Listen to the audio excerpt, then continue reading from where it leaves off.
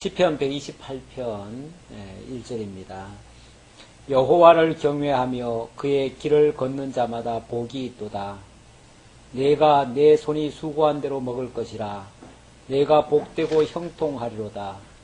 내 집 안방에 있는 내 아내는 결실한 포도나무 같으며 내 식탁에 둘러앉은 자식들은 어린 감람나무 같으리로다. 여호와를 경외하는 자는 이같이 복을 얻으리로다. 여호와께서 시온에서 내게 복을 주실지어다. 너는 평생에 예루살렘의 번영을 보며 내 자식의 자식을 볼지어다. 이스라엘에게 평강이 있을지로다. 아멘. 127편부터가 언약대로 복 주심에 대한 찬양의 내용이 되겠습니다. 하나님께서 회복해 주실 때에 부르는 찬양인데요.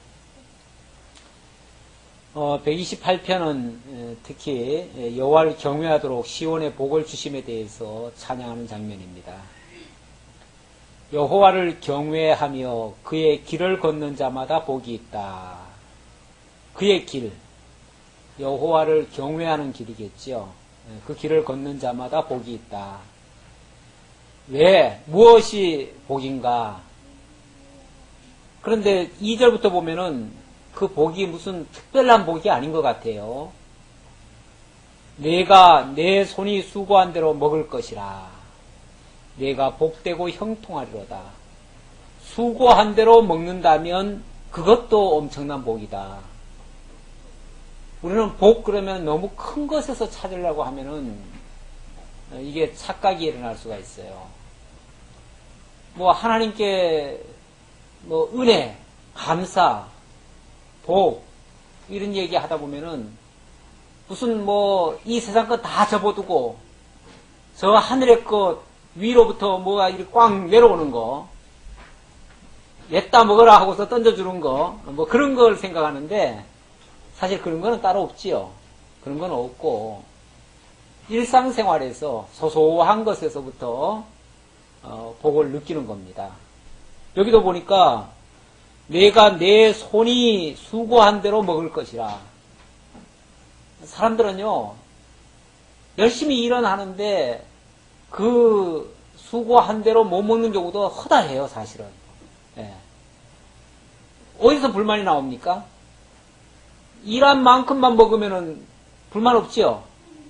근데 일은 많이 했다고 생각하는데 거기에 대한 상황 대응이 없을 때는 불만이 일어나요. 사실 우리가 행복과 불행감이라고 하는 거는요, 객관적인 어떤 데이터가 있는 게 아니에요. 객관적인 건 없어요. 하나도 없어요.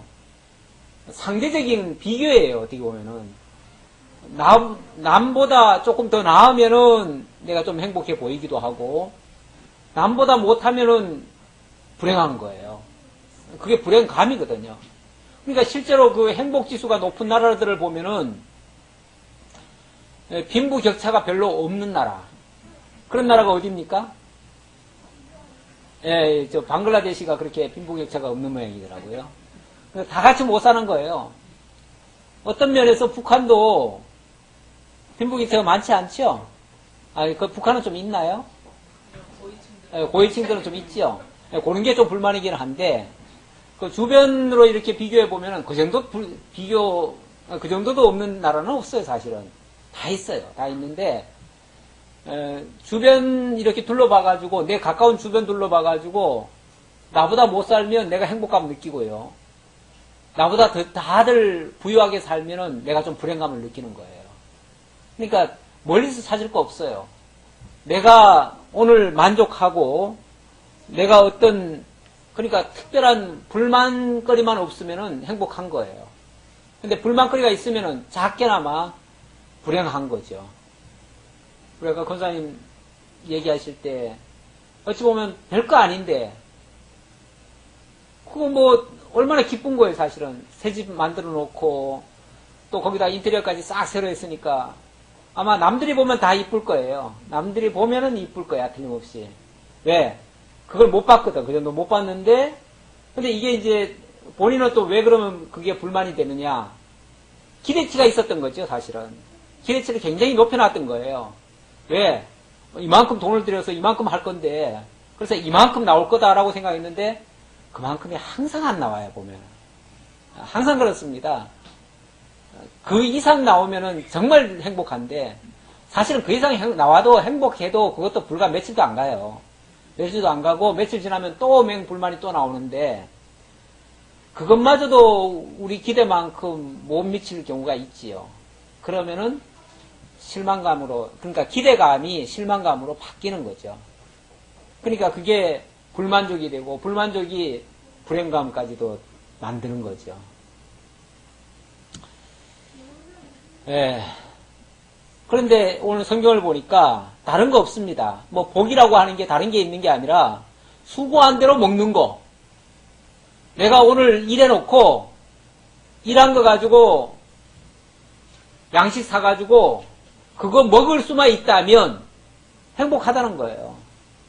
근데 불과 몇십 년 전만 해도 하루 일해가지고 하루 창거리 사고 연탄 한 장 사고 맨날 그래서 새끼줄에다가 연탄 구멍탄 그거 한 2개 이렇게 끼워가지고 왔잖아요. 집에 퇴근할 때 그거 끼워가지고 왔다니까요.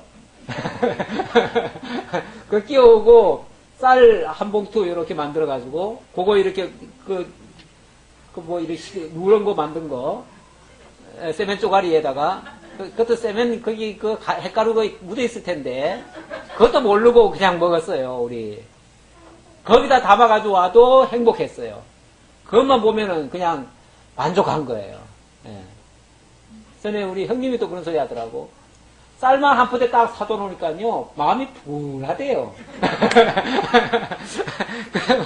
뭐, 다른 거 뭐 바라는 게 없어요, 그냥. 그저 먹거리만 있으면 풍족한 거예요.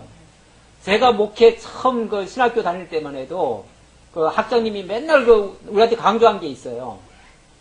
뭐 다른 거 기대하지 말라는 거예요. 기대하지 말고, 그러니까 이제 한 달 그걸 뭐라 그러던가, 예? 아니, 지금으로 말하면 사렙인데, 옛날에는 사렙이라는 용어를 안 쓰고, 뭐라 그랬어요.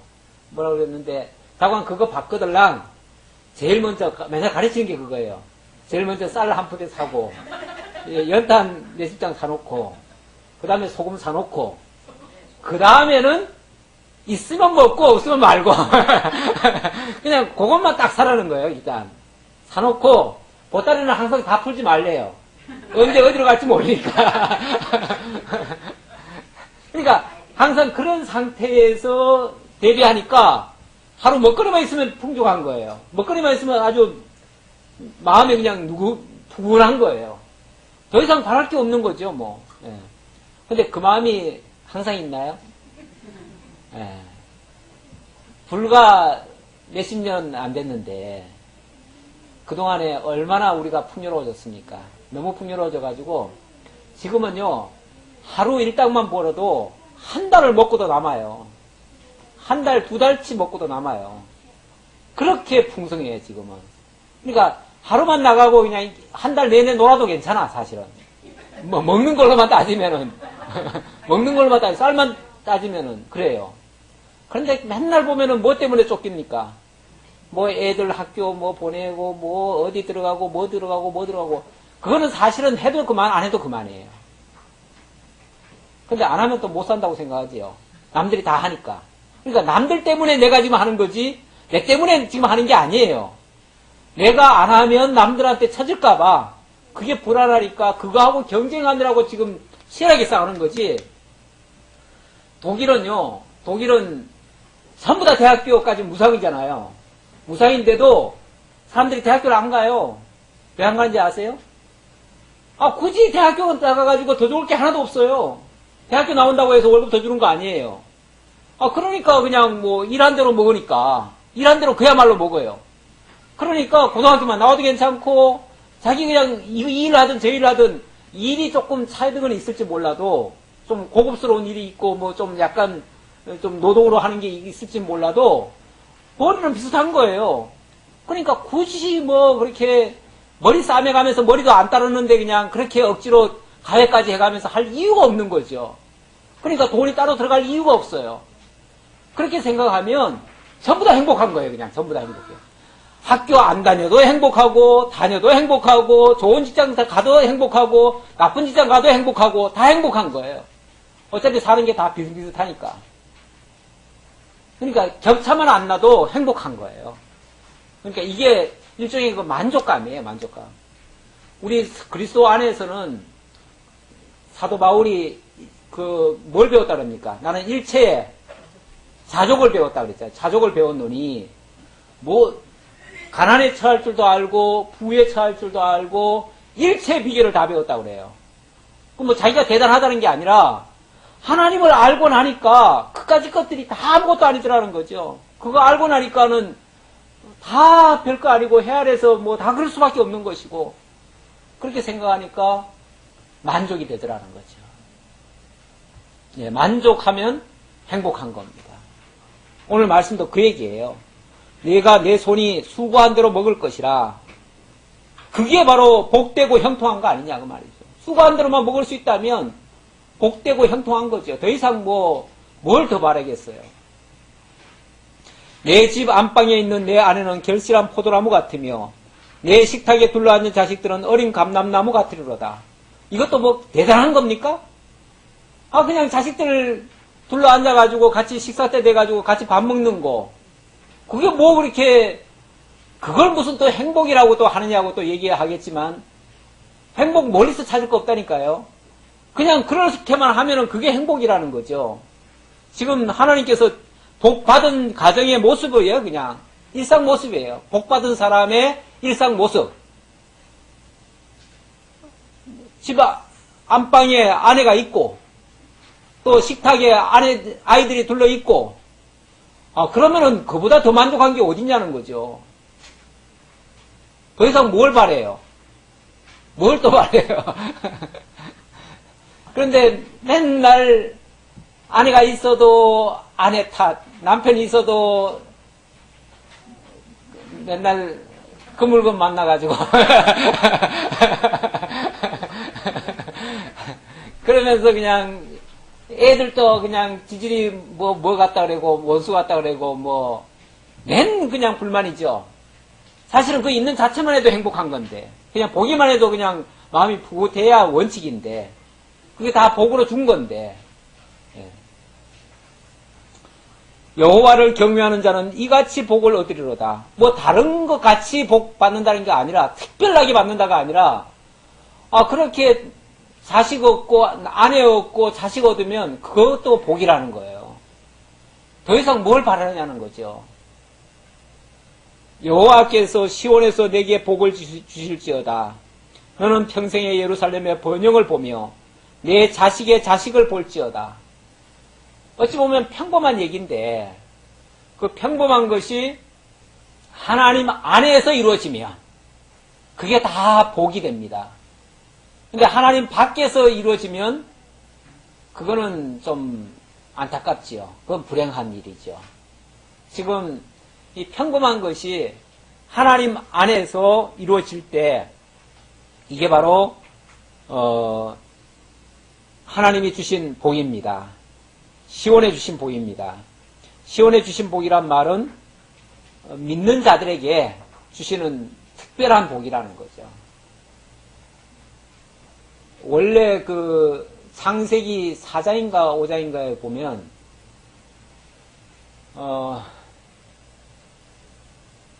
누굽니까? 아담의 아들이 아벨과 가인. 예. 가인의 후예들은 보면은 세상적으로요 잘 나갑니다. 세상적으로 아주 흥왕해요. 그래서 그 대를 막 성을 높이 쌓고 무기도 만들어 놓고 막 음악도 즐기고 어떤 문화들이 막 형성이 돼요. 그런데 이 에노스의 자손들, 그러니까 이제 그 아벨 맞죠? 네, 셋의 자손. 아벨의 자식이 셋이고 셋이 에노스고. 그렇죠. 예, 그렇죠. 죽은 다음에 대신 준 자죠. 예. 그 자손들은요, 했다는 말이 하나도 없어요. 해놨다는 말이 하나도 없고, 낳고 죽었더라. 그리고는, 그 다음 마지막 끝에 뭐라고 그러냐면, 여호와의 이름을 불렀더라. 이게 나와요. 여호와의 이름을 불렀더라.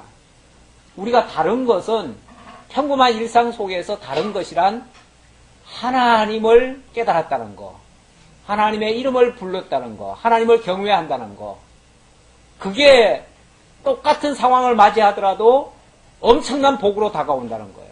하나님 안에서 이루어지는 똑같은 상황. 우리가 뭐 삶이라는 게 솔직히 뭐 다 비슷하지요.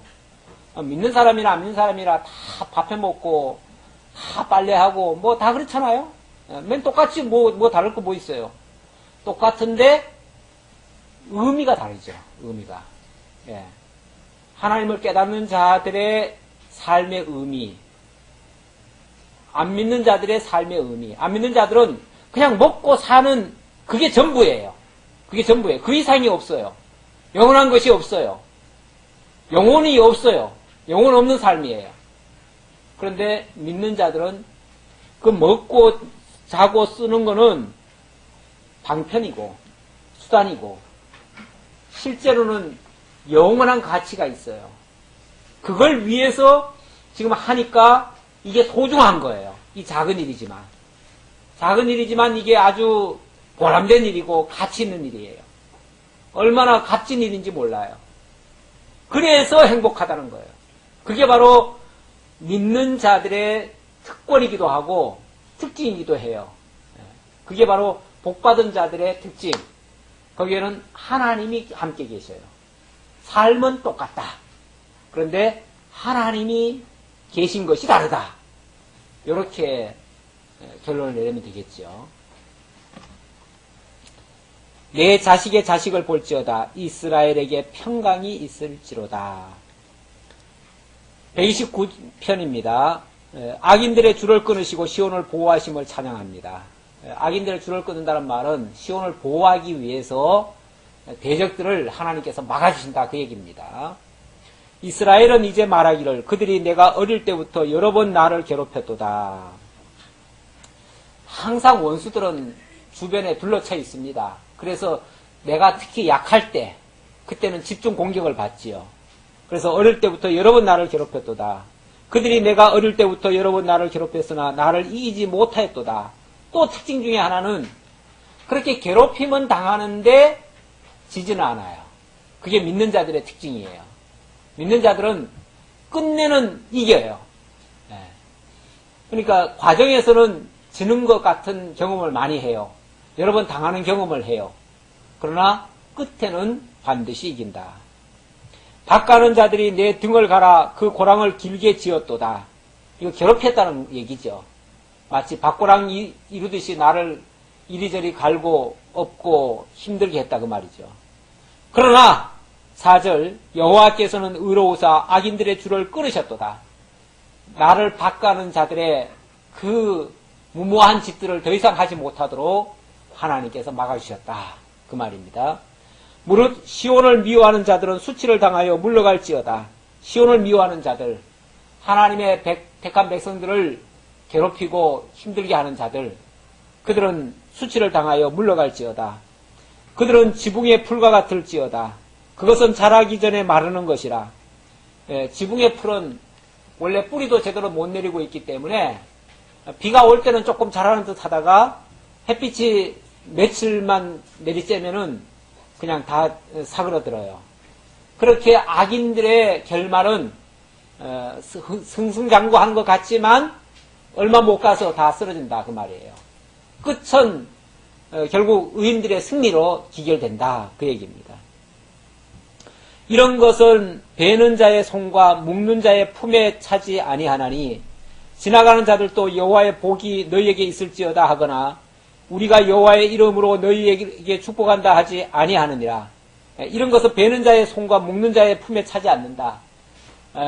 그러니까 심판에 견디지 못한다 그런 얘기야 한마디로 말하면. 심판에 견디지 못하고 저들은 결국 멸망에 처하게 될 것이다. 그러나 하나님의 택한 백성들에게는 그런 가운데서도 끝까지 승리를 받고 보호함을 받는다라고 하는 그런 내용이 되겠습니다. 그 다음 130편입니다. 하나님을 경외하게 하시려고 죄에서 속량해 주시고 죄악을 사유해 주신다고 찬양하는 내용입니다. 여호와여, 내가 깊은 곳에서 주께 부르짖었나이다. 깊은 곳에서 주께 부르짖었다. 깊은 곳은 항상 그 사망의 음침한 골짜기 같은 곳, 그런 곳인데 그런 곳에서도 하나님을 찬양한다 그 말입니다. 주여, 내 소리를 들으시며 나의 부르짖는 소리에 귀를 기울이소서. 여호와여, 주께서 죄악을 지켜보실진데 주여 누가 서리이까? 깊은 데니까 죄악 때문에 깊은 데 들어갔을 수도 있고요. 아니면 원수들에 의해서 깊은 데 들어갔을 수도 있고, 어쨌든 도저히 하나님 앞에 바로 설 수 없는 그런 입장이라는 거예요. 상황상. 그런 입장인데, 그럼에도 불구하고 만약에 하나님이 그걸 내 죄 때문에 그렇다면은 나는 하나님 앞에 도저히 일어설 수도 없지요. 나올 수도 없어요. 그래서 도저히 그 깊은 곳에서부터 헤어나올 방법이 없는데, 그러나 사유하심이 주께 있으면 주를 경외하게 하심이니이다. 그런데도 불구하고 하나님께서는 용서해 주신다. 왜냐하면 그래야 하나님을 경외하니까. 만약에 그 음침한 골짜기 속에 그냥 내버려 두면 무슨 수로 헤어나와가지고 무슨 수로 하나님을 경외하겠어요. 그러면은 하나님이 우리로 하여금 경외케 하려는 것이 하나님의 본뜻인데 그 뜻에 우리가 부합되질 못하지요. 만약에 우리가 죄악에 져가지고 죄악 때문에 멸망을 당해버리고 끝나버린다면 하나님의 뜻에는 우리가 부합된 삶을 살 수가 없죠. 그래서 하나님 편에서 오히려 용서해 주신다. 내가 용서해 달라고 빌기 전에 하나님이 먼저 용서해 주신다. 요한 1서에 보면 하나님께서 우리와 사귐을 가지려고, 우리를 사귀시려고 우리의 죄를 하나님이 용서해 주신대요. 하나님이.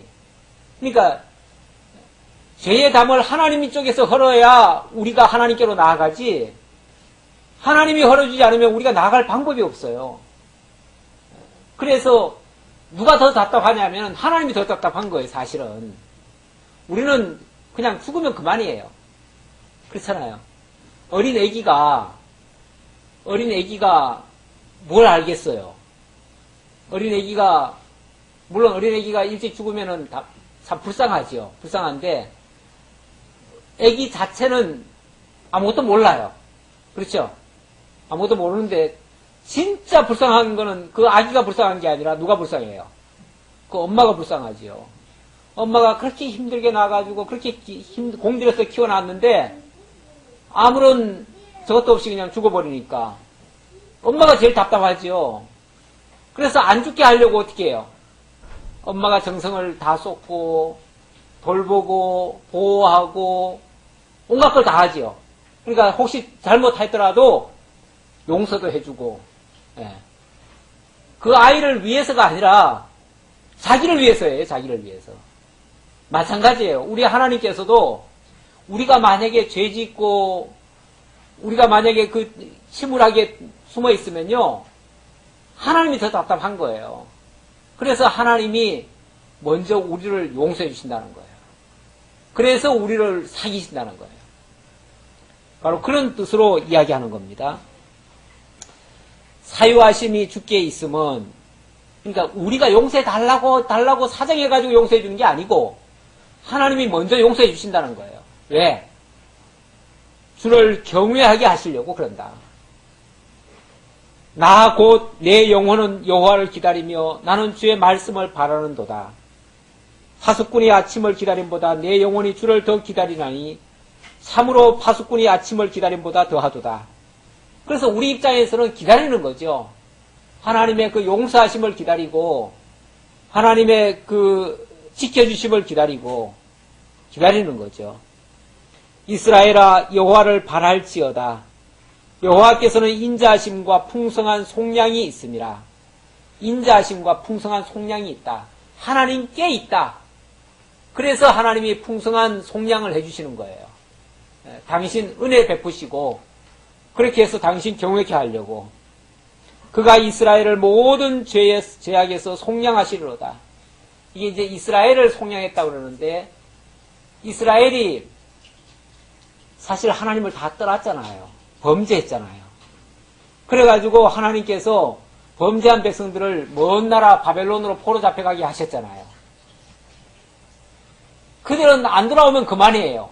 안 돌아오면 그만인데, 그러면은 자기 백성으로 삼아 놓으신 하나님 입장에서는 자기 백성들이 안 돌아오면 하나님이 답답하신 거예요. 그래서 하나님이 자기 백성들을 돌이키시려고 용서해 주시고, 그리고 아무런 조건 없이 돌아오게 하셨다는 거예요. 그게 회복하심의 은혜입니다. 회복하심의 은혜예요. 그게 이스라엘 백성들에게 약속하신 그 약속대로 해주신 거예요. 그걸 다른 말로 복이라고 얘기를 합니다. 파수꾼이 아침을 기다림보다 내 영혼이 주를 더 기다린다는 말도, 이 파수꾼은 밤새 뭐만 기다립니까? 아침 오기만을 기다리고 빨리 자기 업무가 끝나기만을 기다리죠. 그런 것처럼 성도들도 우리의 모든 죄악을 사하시겠다는 하나님의 약속의 말씀을 붙들고 그날이 오기만을, 그 용서의 날이 오기만을 기다린다는 그런 뜻으로 얘기하는 겁니다. 다음 131편입니다. 131편, 심령으로 고요하고 평온케 하여 주신 은총을 찬양하는 장면입니다. 여호와여, 내 마음이 교만하지 아니하고 내 눈이 오만하지 아니하오며 내가 큰 일과 감당하지 못할 놀라운 일을 하려고 힘쓰지 아니하나이다. 우리 성도들의 자세입니다. 하나님을 알기 전에는 내가 어떻게 해야 되는 줄로 알아요. 내가 뭘 해야만 역사가 이루어지는 줄로 믿어요. 그래서 하나님의 뜻도 모른 채 뭘 하려고 합니다. 뭘 이뤄내려고 합니다. 그런데 하나님을 알고 보면 그러질 않는다는 거죠.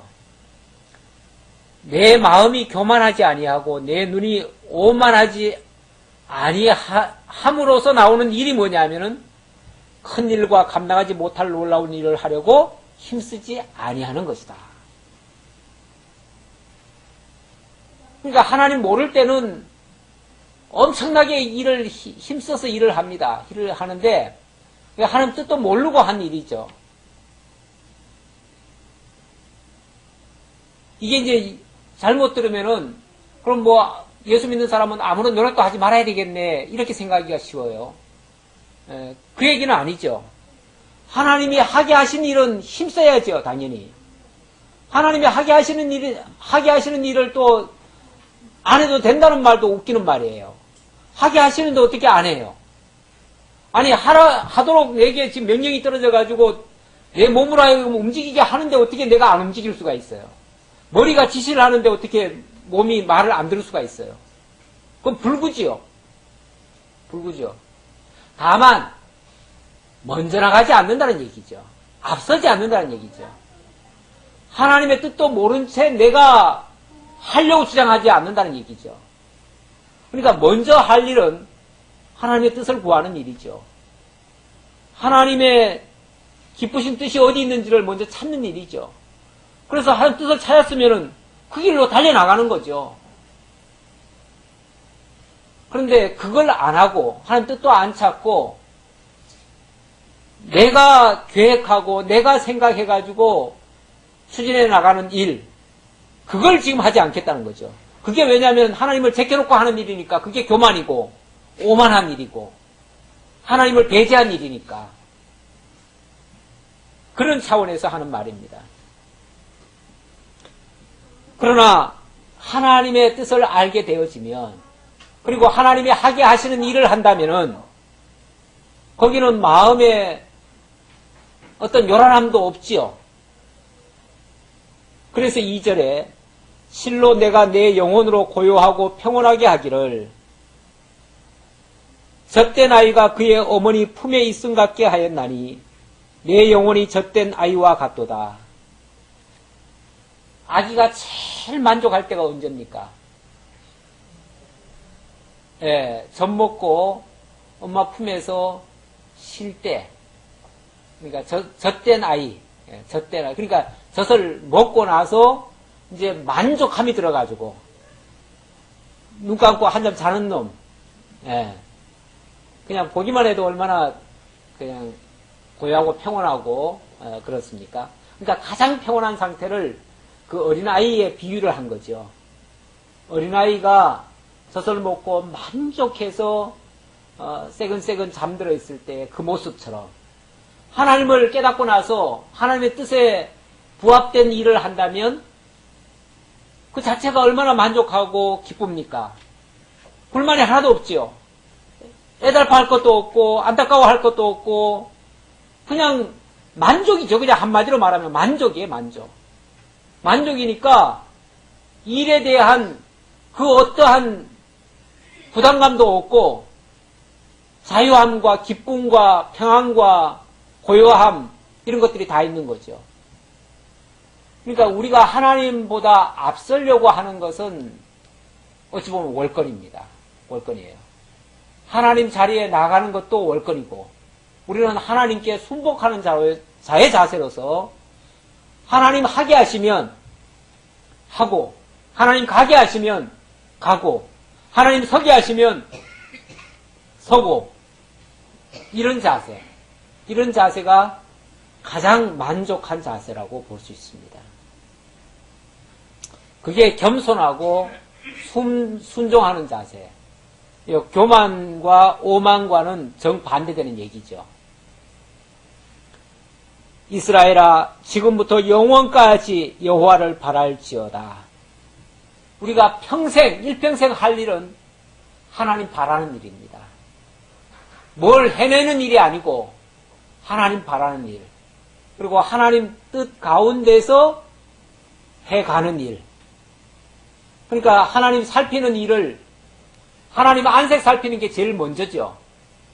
하나님이 뭘 좋아하시는지, 뭘 기뻐하시는지, 뭘 원하시는지, 뭘 하게 하시는지 그걸 살피는 게 제1 과업입니다. 그게 말씀 배우는 일이죠. 뭐니 해도 말씀 배우는 것이 뒤로 쳐지면 안 됩니다. 그게 항상 앞서야 됩니다. 그리고 나서 깨달았으면 깨달은 대로 힘을 다하는 거죠. 그러면 실수 없습니다. 실수 없는데 말씀은 안 배우고 이만하면 됐다, 많이 안다, 다 알았다 이런 자세가 굉장히 위험한 자세입니다. 그러면 이제 그 다음부터는 자기 마음대로 하려고 하는 행동이 나오죠. 그 행동이 교만한 행동이 되고 하나님 자리에 올라가는 행동이 되고 자칫하면 하나님이 원치 않는 일을 하다가 실망하죠. 실망해요. 그리고 안 되어졌을 때 낙심이 되어지고요. 자, 132편입니다. 132편은 조금 긴데요. 다윗의 언약대로 왕관을 빛나게 하신 여호와를 찬양하는 장면입니다. 이 말은 다윗의 언약이 뭡니까? 내 왕위를 영원히 지켜주겠다는 얘기 아닙니까? 그 약속대로 다윗의 왕위가 계속 이어지고요. 그리고 맨 마지막에는 다윗의 뿌리에서 예수 그리스도가 오시죠. 그리스도를 통해서 영원한 왕위가 지속되어지죠. 그렇게 하실 것에 대한 찬양의 내용이다 그 말이에요. 여호와여 다윗을 위하여 그의 모든 겸손을 기억하소서. 그가 여호와께 맹세하며 야곱의 전능자에게 서원하기를 내가 내 장막집에 들어가지 아니하며 내 침상에 오르지 아니하고 내 눈으로 잠들게 하지 아니하며 내 눈꺼풀로 졸게 하지 아니하기를 여호와의 처소 곧 야곱의 전능자의 성막을 발견하기까지 하리라 하였나이다. 다윗이 하나님 앞에서 신앙 고백할 때 이렇게 했다는 거예요. 하나님, 나 하나님 앞에서 힘쓰지 않겠나이다. 월권하지 않겠나이다. 내 마음대로 하지 않겠나이다. 겸손하게 하나님만 따르겠나이다. 그리고 하나님께서 여호와의 처소 곧 야곱의 전능자의 성막을 발견하기까지 그렇게 하겠나이다. 그때까지는 내가 졸지도 않고 잠자지도 않고 눈도 감지 않고 오로지 기다리겠나이다. 결국 하나님의 뜻을 찾겠다는 얘기예요. 우리가 그것이 에브라다에 있다 함을 들었더니 나무밭에서 찾았도다. 이거는 이제 옛 성막 터를 발견했다는 얘기예요. 이스라엘 백성들이 다시 돌아와서 옛 성막 터를 발견하고 회복한다고 하는 그런 의미로 이해할 수 있습니다. 우리가 그의 계신 곳으로 들어가서 그의 발등상 앞에서 엎드려 예배하리이다. 버려졌던 땅에, 폐허의 땅에 돌아와서 하나님의 전을 다시 발견하고 하나님 앞에 예배 드리는 그 모습입니다. 여호와여 일어나사 주의 권능의 계와 함께 평안한 곳으로 들어가소서. 다시 이제 성전을 회복하겠다는 뜻으로 이야기한 겁니다. 주의 제사장들은 의의 옷을 입고 주의 성도들은 즐거이 외칠지어다. 성전이 회복되면 이제 제사장들은 의의 옷을 입고 성도들은 즐겁게 외치면서 하나님을 경배한다는 거죠. 주의 종 다윗을 위하여 주의 기름 부음 받은 자의 얼굴을 외면하지 마옵소서. 여호와께서 다윗에게 성실히 맹세하셨으니 변하지 아니하실지라. 다윗에게 언약한 거 그것이 절대 끊어지지 않을 것이다. 그 말이죠. 근데 역사적으로 보면 다윗에게 언약한 말씀이 끊어졌었죠. 끊어졌었죠. 바벨론 포로 잡혀가면서부터 끊어졌지요. 그런데 이 시인은 뭐라고 그러냐면 하나님의 그 언약의 약속의 말씀은 신실하다는 거예요. 그러니까 잠시 끊어진 듯 하지만 결코 끊어지지 않을 것이다. 그 말은 다시 회복된다 그 말이에요. 다시 다윗의 왕위에서 왕이 나올 거라는 거예요. 그걸 지금 믿고 기도하는 거죠. 내 몸의 소생을 내 왕위에 둘지라. 이게 이제 하나님의 약속의 말씀인데 내 자손이 내 언약과 그들에게 교훈하는 내 증거를 지킬진데 그의 후손도 영원히 내 왕위에 앉으리라 하셨도다. 영원히 그 후손이 영원히 왕위에 앉을 거라고 말씀하셨는데 어떻습니까? 역사 속에서는 왕위가 끊어져 버렸어요. 어떻게 그 왕위가 계속 영원히 이어지죠? 결국 예수 그리스도를 통해서 영원히 이어지게 될 것이죠. 그래서 그리스도가 오시면 그 왕위는 온전히 회복되어지고 그 왕권은 영원히 길이 간직하게 되어지죠. 바로 그렇게 되어질 것을 약속하는 말씀이 되겠습니다.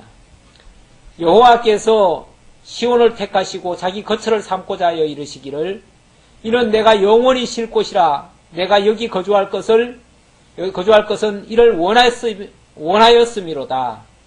하나님께서 다시 시온을 택하시고 그 시온의 성전을 회복하고 하나님이 영원히 함께 주실 것이다 라는 그런 약속의 말씀입니다. 그 약속의 말씀대로 나중에 그 시온 땅에서 시온 곳에서 예수 그리스도가 십자가에 못 박혀 죽으시고 영원히 왕위에 오르시고 이렇게 되어지는 결과가 나오죠. 15절입니다. 내가 이 성에 식료품을 풍족히 복을 주고 떡으로 그 빈민을 만족하게 하리로다. 내가 그 제사장들에게 구원을 옷 입히리니 그 성도들은 즐거이 외치리로다. 내가 거기서 다윗에게 뿔이나게 할 것이라. 다윗에게 뿔이나게 한다는 말도 다윗의 자손 가운데서 영원한 권세자 만왕의 왕이 나오게 한다 그런 얘기예요. 내가 내 기름 부음 받은 자를 위하여 등을 준비하였도다. 기름 부음 받은 자 곧 메시아가 오실 것을 얘기하는 겁니다. 내가 그의 원수에게는 수치를 옷 입히고 그에게는 왕관이 빛나게 하리라 하셨도다. 그를 통해서 영원한 왕관, 다시는 끊어지지 아니하는 왕관이 세워지도록 하시겠다. 결국 예수 그리스도를 통해서 만왕의 왕이 되시게 하시겠다라는 그런 약속의 말씀이 되겠습니다. 자, 133편입니다. 133편.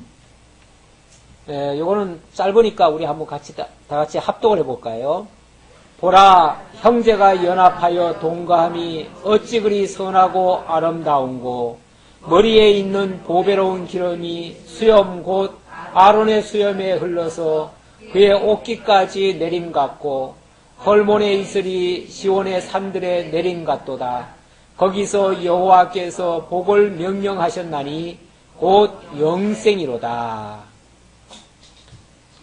시온의 산들에 이슬이 내림처럼 하나님의 은혜가 내려서 그곳에서 하나님의 복을 명령하셨는데 바로 영생의 복을 명령하셨다. 자, 그렇게 하기 위해서 어떻게 하시는가? 형제가 연합하여 동거함이 어찌 그리 아름답고 선하고 아름다운고 그랬습니다. 이거 뭐 단순히 그 부모 형제들 육신의 형제 우애를 칭찬하고 격려하는 말씀이 아니라 지금 회복하실 때 이야기 아닙니까?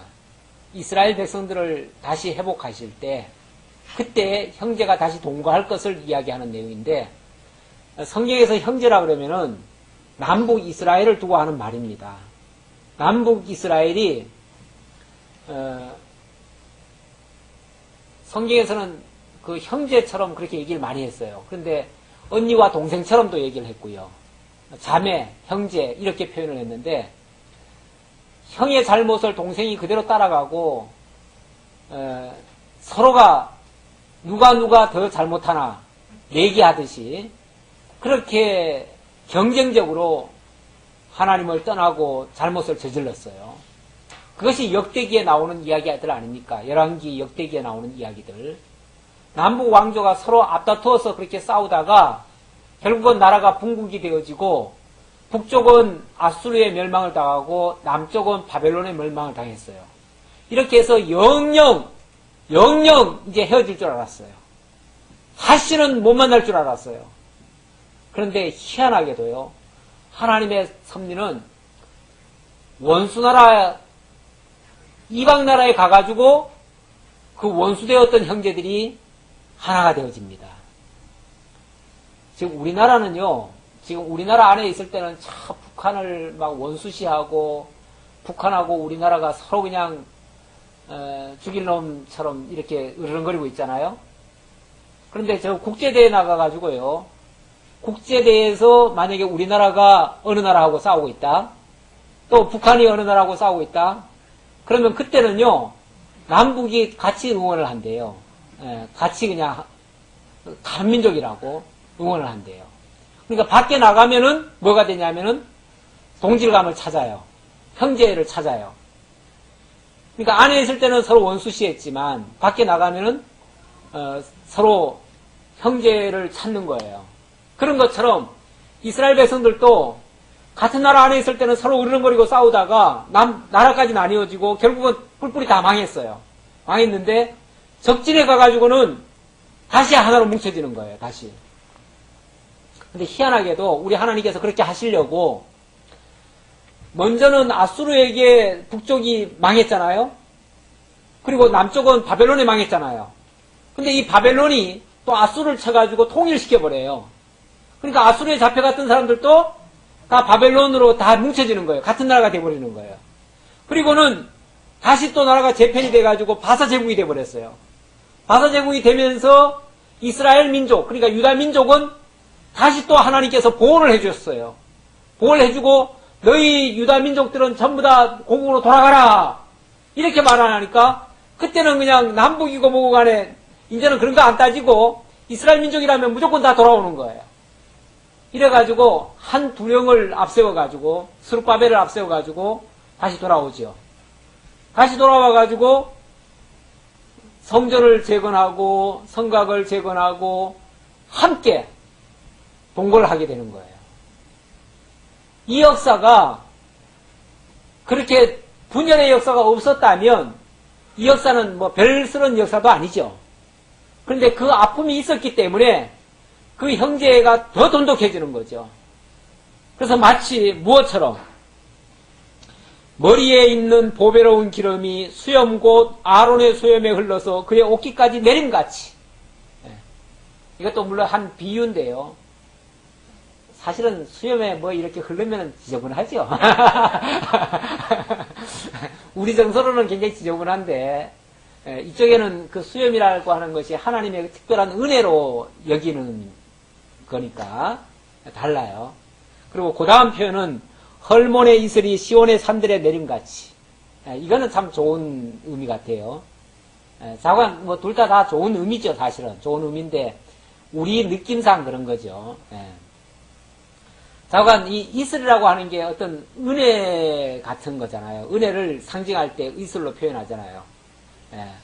하나님의 은혜, 하나님의 그 이슬로 이렇게 표현을 하는데 그것이 시온산에 내려가지고 결국 시온산이 다시 성전이 재건이 되어지고 그래서 스룹바벨 성전이 재건되어지고 또 느헤미야가 성곽을 재건하고 이렇게 해서 다시 그 나라를 회복하는 그리고 행복하게 같이 살 수 있도록 된 거.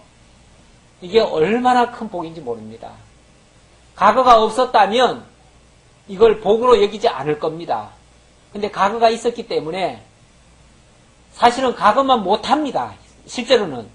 과거만 못하지만 행복감은 과거보다 훨씬 몇 배가 더 넘쳐납니다. 그래서 작은 것도 옛날에는 큰 거 가지고도 서로 으르렁거리고 싸웠는데 지금은 작은 것 가지고도 서로 감사한 거예요. 감사. 오늘은 그 복이라고 하는 개념이 처음에 사소한 거 그냥 먹거리만 있어도 행복하다는 말씀을 제가 서두에 말씀드렸고요. 여기도 보니까 형제가 동거하는 거 그것도 별거 아닌 것 같지만 하나님의 은혜로 동거할 수 있다면 그거야말로 복 중의 복이라는 것을 다시 한번 깨달을 수 있었습니다. 기도하겠습니다. 아버지 하나님 감사합니다. 우리는 영원한 생명까지 하나님께로부터 선물을 받았고 우리의 근본이 하나님 안에서 새롭게 변화되었습니다. 그래서 엄청난 하나님의 은총을 우리가 받아 누리고 있음에도 불구하고 삶 속에서 작은 것으로 불평, 불만이 나올 때가 많습니다. 너무나 큰 것을 받았지만은 큰 것에 감사하기보다는 작은 것에 불만하는 저희들의 어리석음이 있습니다. 아버지 하나님, 정말 큰 것이 무엇인가를 다시 한번 깨닫고 하나님의 은혜의 장중에 우리가 살아있다는 것만 해도 너무너무 감사하다는 것을 늘 느끼면서 늘 하나님 앞에 감사할 줄 아는 그러한 성숙된 신앙들이 다 될 수 있도록 함께 해 주옵소서. 베풀어 주시는 은혜 감사하고 예수님의 이름으로 기도하옵나이다. 아멘.